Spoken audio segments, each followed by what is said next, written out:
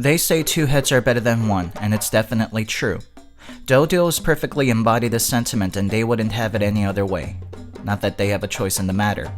But it's true that they never feel lonely or bored since they have a permanent friend to keep themselves company. This cohabitation isn't without some drawbacks of its own, however. For one, they have some difficulty trying to figure out which one of them is hungry or which one of them needs to poop.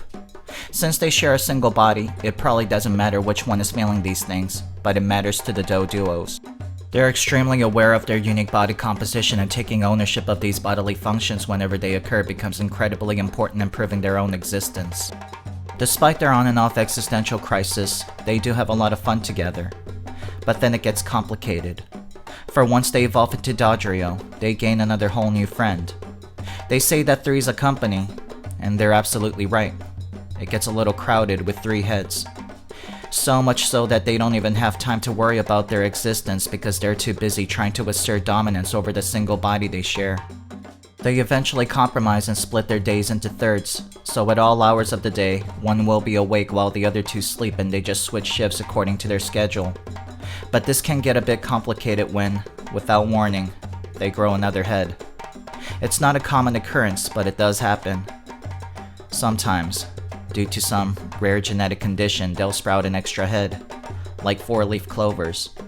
And now they find themselves having to share their limited time with yet another head.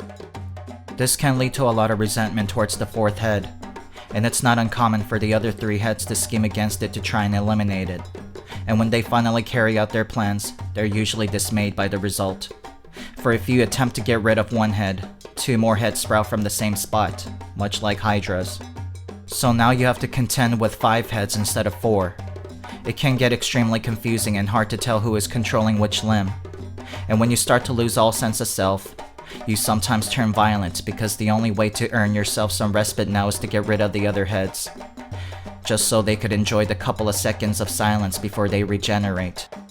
And this continues to happen over and over again. And sometimes the dodrio grows far too many heads for the body to support and all its organs fail. It's not a pretty sight, and neither is seeing a dodrio with so many heads rupturing their stomach because they couldn't decide which one would eat for the rest of them. Some people thought they could solve world hunger with these Pokemon since they're able to replenish their heads. But because the heads are designed to be quickly replaced, the flesh that is removed from the body immediately turns to ashes, rendering them inedible. However, these creatures do fetch you a hefty sum on the black market because there are people who believe that creatures with many heads helped increase their virility. I'm a bag of burnt popcorn, and this has been another episode of Pokemon Phax. Stay tuned for more factual Pokemon facts.